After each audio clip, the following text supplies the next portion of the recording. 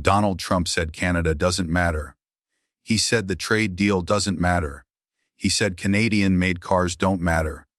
But today, Canada's industry minister stood in Beijing, openly warning the world about the instability coming from the United States.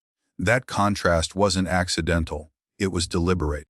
And it tells you far more about where power is actually shifting than anything Trump said into a microphone.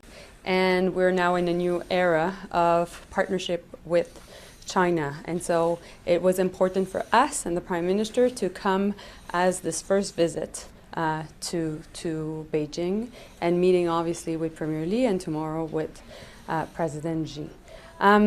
We've seen since the beginning of the year, there's lots of disruptions around the world. Maybe Venezuela, maybe Iran, maybe obviously a lot of unpredictability south of our border. But we've said it many times, and we continue to say it. There are a lot of things that we cannot control, but there are lots of things we can control. And we'll focus on what we can control. And who we do business with is something we can control. And that's exactly what markets and that's exactly what businesses are looking for. Stability, reliability. Before the headlines about Mark Carney's meetings and memorandums in China, this was the moment that defined the day. Standing before reporters in Beijing, Mélanie Joly didn't talk about optics or ceremony. She talked about instability. She talked about unpredictability. And she made it clear where that instability is coming from. Not Europe, not Asia, but south of Canada's border. She didn't say Donald Trump's name. She didn't need to. Canadians understood immediately what she meant when she spoke about reckless behavior, economic uncertainty, and the consequences of erratic leadership. This wasn't diplomatic hedging. It was Canada on foreign soil, publicly distancing itself from Trump's America in language clear enough that global audiences couldn't miss it. And that's what made it powerful. This wasn't whispered behind closed doors.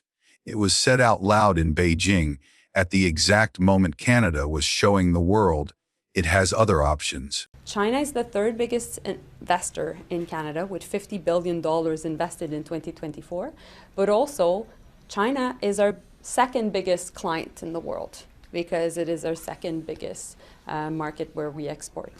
And so, as we continue these conversations, and as of course there's important diplomatic engagement, we want to make sure that this makes sense to Canadians, for Canadians, that this creates good jobs back home, that while a lot of workers are asking themselves, how can they continue to have a good job? And while anxiety is high, we think that coming here will create much more certainty, and we can continue to work on stability and therefore prosperity for Canadians.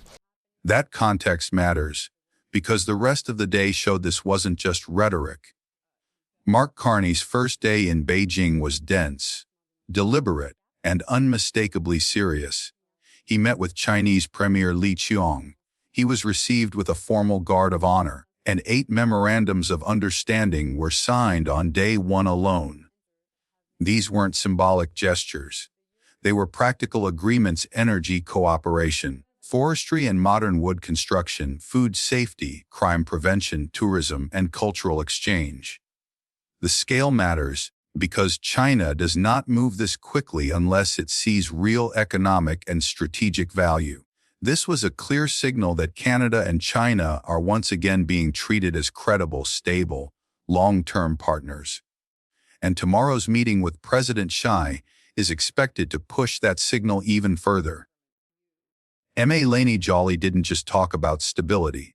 She delivered the hint everyone was waiting for. When she addressed Canola and autos, she wasn't closing doors. She was setting expectations. The message was clear: tomorrow matters. Canada is expecting movement on canola. Real movement after months of pressure on farmers. At the same time, the government is openly preparing the ground for something much bigger: Chinese electric vehicles. Not just imports, manufacturing. The expectation in Beijing, and increasingly in Ottawa, is that Chinese EV companies are looking at Ontario plants, supply chains, jobs, long-term industrial presence. If that happens, it's a game changer for Canada, tens of thousands of jobs, a secure place in the EV future, and insulation from U.S. auto threats. For Donald Trump, it's a nightmare. Chinese EVs built in Canada would sit right on the U.S. border, competitive, cheaper, and technologically advanced. Exactly what Trump has been trying to keep out. That's why his reaction today mattered. This isn't theoretical anymore. Canada is positioning itself to move forward with or without U.S. approval.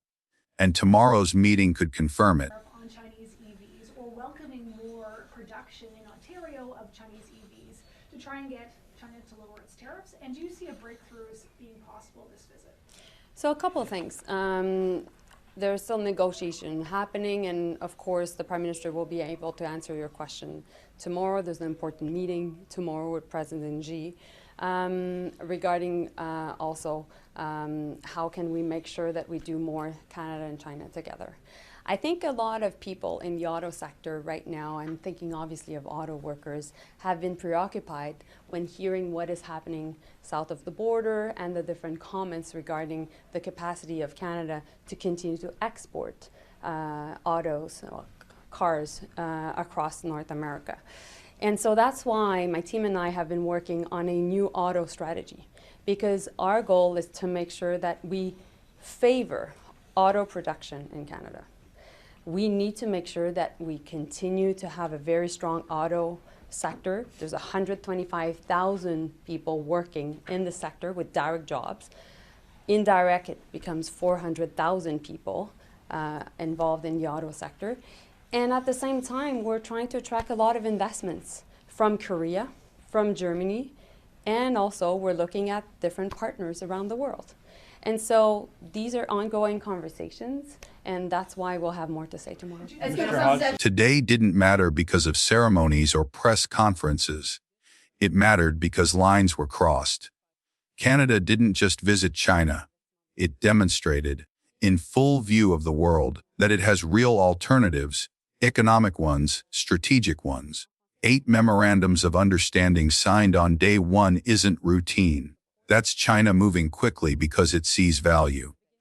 It sees reliability, and it sees an opportunity to work with a partner that isn't governed by impulse or threat. At the same time, Canada's foreign minister stood on Chinese soil and openly described the instability coming from the United States. That combination matters because it told allies, investors, and markets something very simple: Canada is no longer organizing its future around Donald Trump's moods. This was Canada showing it can protect its workers, its farmers, and its long-term industries without waiting for Washington's approval. That's why today landed harder than it looked. This isn't about choosing China over the United States. That framing is outdated and deliberately misleading. What Canada is doing is ending vulnerability. For years, Trump's leverage worked because Canada had limited room to maneuver. Auto threats worked. Tariffs worked. Pressure worked. That era is ending. A country with options negotiates calmly. A country with options doesn't flinch at threats. A country with options doesn't panic when a trade partner lashes out. Mark Carney is building those options deliberately. Europe, Asia, China, not to provoke but to protect. And once that shift happens, it's irreversible. Trump can still shout. He can still threaten. But his leverage weakens every time Canada proves it can move forward without him. That's the shift unfolding right now.